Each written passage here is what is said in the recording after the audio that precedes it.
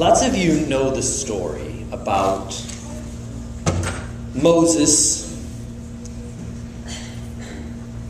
and his leadership skills and him putting up with the mishagas, the craziness of the Israelites in the desert and all of their whining and complaining, and constantly he would go to God and say, God, these guys are driving me crazy, can you work with me? And God and Moses would come up with a solution. Moses put in a lot of blood, sweat, and tears to make certain that the Jewish people made it to the land of Israel, and it's because of him that they did. But we learned something that's always troubled me, and I know troubles those of you who know about it.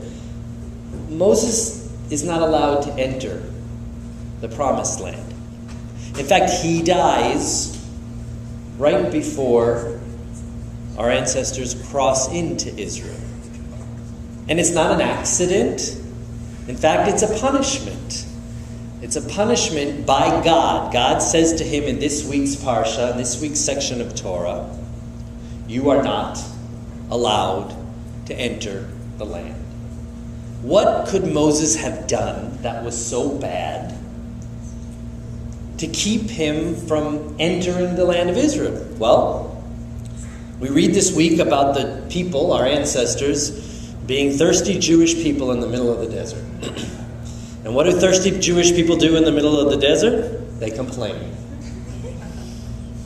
And they say, Moses, we should never have left Egypt. It's so hot and we're thirsty and we need something to drink. So Moses goes to God and says, listen, these guys are driving me crazy. We need to do something. And God says, okay, there's a rock down there. For those of you who don't know the story, it sounds a little strange. There's a rock. Take a stick and go to the rock and speak to the rock, and I will make water come out of the rock. Well, Moses goes down to the rock, and you can only imagine all of the whining and the complaining going on around him. And he does a very natural thing. He gets frustrated, and he picks up that stick, and he says, make water, rock. And he smashes the rock, and the water comes out. People are happy, they drink. God's not happy with Moses. For two reasons. On the superficial reason, Moses didn't act appropriately as a leader. He lost his cool. We can all identify with it, but God wasn't happy with that. And on a deeper level, Moses didn't trust God, because God said, just speak to the rock and I'll make the water come out. And so right after this incident, God says, Moses, because you didn't trust me and because you acted poorly as a leader, showing this very human side of you, you're not going to make it into the land. And life goes on. I couldn't help but think about Moses this week as I read the news and watched various different clips of what was going on in our country this week. We live in a society, in a country, in a world that is desperate. When there's a problem, when something doesn't go right, we need to blame someone desperately. So look at the oil spill. Some of you have heard the name Karl Heinrich Svanberg. He's the chairman of BP. He's Swedish. Now, he's an educated guy, a powerful guy, a smart guy. He walked out of the White House the other day, and he said he knows that the president is frustrated because he cares about the small people. And then he added, people say that large oil companies don't care about the small people, but we care. We care about the small people. I don't know if you heard him say it, but it's like, he couldn't have said small more times. I mean, it just kept coming out. Now, there was lots of spin that followed this, okay? He's Swedish, it was lost in translation, etc., etc., etc. People went after him. Was it fair? He's the head of the company. He said things he shouldn't have said. As a head of a company, you have to watch every single word that you say, especially when you've dumped the entire world's oil supply into the Gulf of Mexico.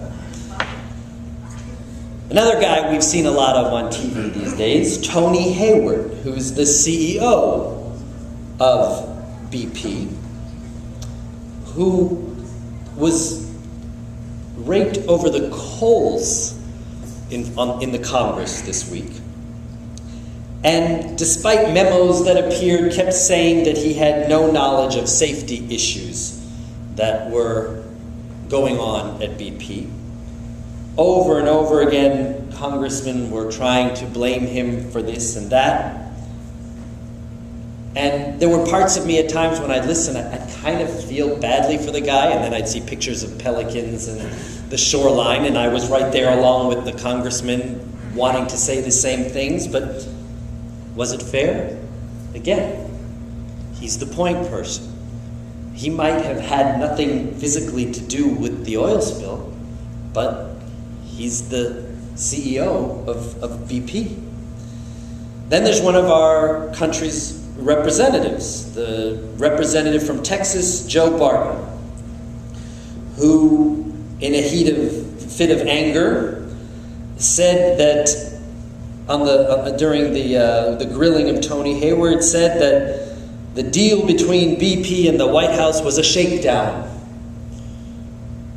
And his own party members went after him, and he had to go and apologize.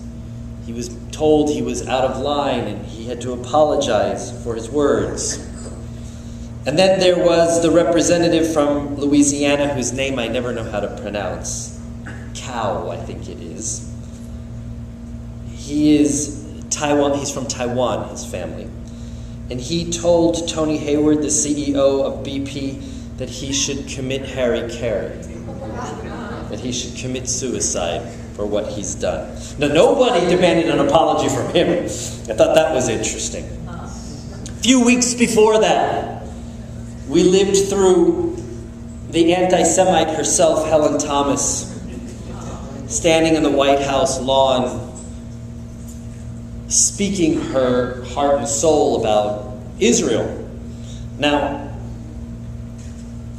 I listen to lots of talk radio, all different types of flavors, from the right to the left to the middle, and I happen to be listening to Rosie O'Donnell. That's the left end. And I was in a fit of rage as I'm listening to her because she was talking about free speech. And Helen Thomas should have free speech, the right to say what she wants. And I support free speech.